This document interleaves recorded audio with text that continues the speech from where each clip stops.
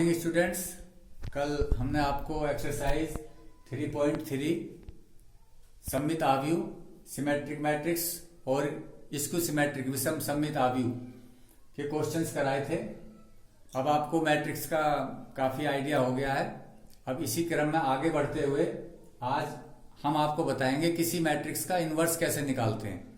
और इन्वर्स हम निकालेंगे जो हमने जो है मैट्रिक्स के एलिमेंट्री ऑपरेशन पढ़े हैं, प्रारंभिक संक्रियाएं या रूपांतरण के द्वारा ऑपरेशन लगा करके कैसे हम ज्ञात कर सकते हैं किसी मैट्रिक्स का इन्वर्स। जैसे कि आप जानते हो व्युत्क्रम आव्यूह ए इन्वर्स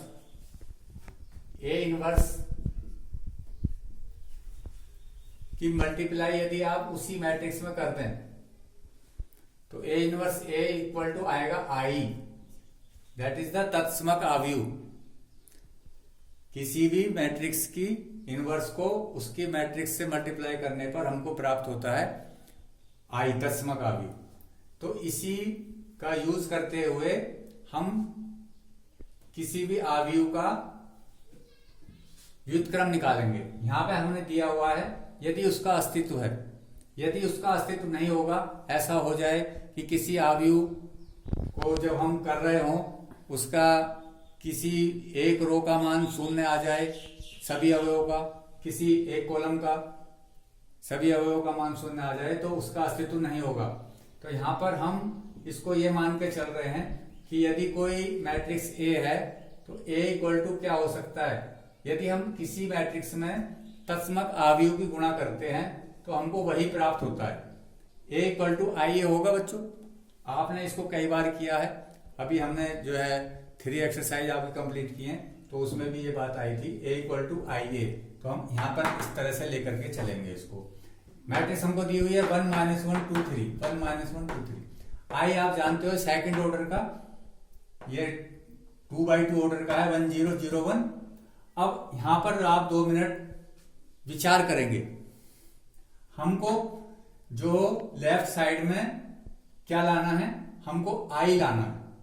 हमको ऐसी फॉर्म बनानी है, ऐसी फॉर्म बनानी है। हमको आई प्राप्त करना है। कहां पर? इसको आई बनाना है, यानी कि यहां पर किसी भी प्रकार से ऑपरेशन लगा के 1 0 0 1 बन जाए। तो यदि आप ध्यान से इसको देखें तो यहां पर 1 ऑलरेडी है, यहां पर 1 ऑलरेडी है तो इसमें हम कोई चेंज नहीं करेंगे। यहां पर देखिए आप सेकंड रो में 2 है। यदि यहां पर आप 2 से मल्टीप्लाई करके इसमें से इसको सब्ट्रैक्ट कर दें तो 2 1 जा 2, 2 में से 2 जाए 0। तो हम ऑपरेशन क्या लगाएंगे, कौन से वाली रो में? R2 में, R2 माइनस 2R1। देखिए ध्यान से, R2 माइनस 2R1 लगा दिया हमने तो क्या बन गया? 0 बन गया। और यहाँ पर 2 - 2 दैट इज 5 बन गया। जो ऑपरेशन हम लेफ्ट साइड में लगाएंगे वो राइट में भी लगाना है बच्चों। क्यों? क्योंकि जो भी काम करेंगे दोनों साइड होगा। यहाँ पर -2 आ जाएगा, 2 1 जा 2, यहाँ 1 में से 0 गए, 1 ही बचा। अब यहां पर हमारा काम हुआ 1 - 1 0 5। अब हम यहां पर जो है क्या लाना चाहेंगे, यहां पर हम 1 लाना चाहेंगे। तो 1 कैसा आ सकता है? यदि हम इसको 5 से डिवाइड कर दें तो इसका मतलब हम ऑपरेशन फिर R2 में लगा रहे हैं। तो 1/5, 5 से हम डिवाइड कर रहे हैं तो 1/5 R2 ये ऑपरेशन हो गया। तो 1 - 1 इसमें कोई चेंज नहीं हुआ। दूसरे वाले में क्या बन गया? 5 से 5 1 आ गया। और यहां पर 1/5 से डिवाइड किया है तो -2/5 और 1/5 इंटू ए। अब R1 को देखिए जरा ध्यान से, यहां पर 1 है, यहाँ -1 है, यहाँ 1 है। यदि आप इन दोनों को ऐड कर दें तो क्या बन जाएगा? यहाँ पर 0 हो जाएगा, 1 0 0 1। तो ये आप अच्छी तरह से समझ रहे होंगे कि दिस इज द आई। तो हमको क्या कंडीशन बन गई? I equal to A inverse ए। हमने आपको पहले भी यहां पर बताया था आई इक्वल टू क्या है? A inverse A. तो that is the value of A inverse. तो here A inverse equal to 3/5, 1/5 -2/5 और 1/5 that is the answer. Clear? अब हम आगे एक ऐसी आपको मैट्रिक्स लेकर के दिखाएंगे जिसमें आप उसका जो है यहां पर तो अस्तित्व था, जिसका अस्तित्व नहीं होगा। तो ये आपकी बुक का क्वेश्चन नंबर 12, आप ध्यान से देखिए क्वेश्चन नंबर 12। क्वेश्चन नंबर 12 में जो हमको आगे दिया हुआ है वो इस टाइप का है,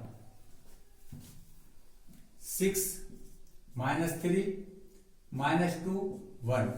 ये अब हम उसी फॉर्म में लिखेंगे जैसे कि अभी आपने क्वेश्चन किया था, a = IA के फॉर्म में लिखेंगे।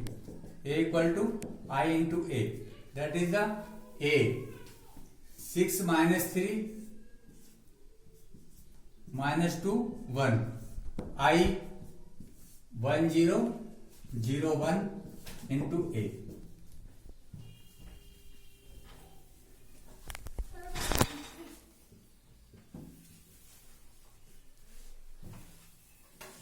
तो 3 की मल्टीप्लाई यदि आप इसमें करें, 3 2 जा 6, ठीक है, तो फिर 0 बन जाएगा।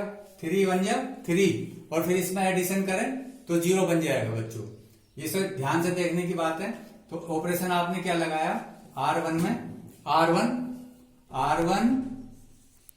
Plus 3 R2 that is 0, clear.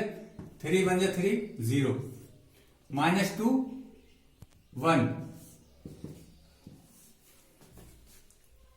3 की इसमें मल्टीप्लाई करेंगे तो कोई डिफरेंस नहीं हुआ, 0 3 1 जा 3, और ये 0 में ऐड किया तो 3 0 1।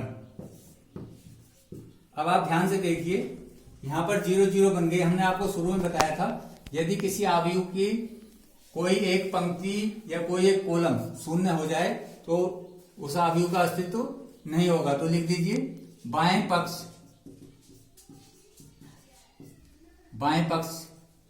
के अवयव के R1 के सभी अवयव शून्य हैं, सभी अवयव शून्य हैं, अतः अवयव के व्युत्क्रम का अस्तित्व नहीं है।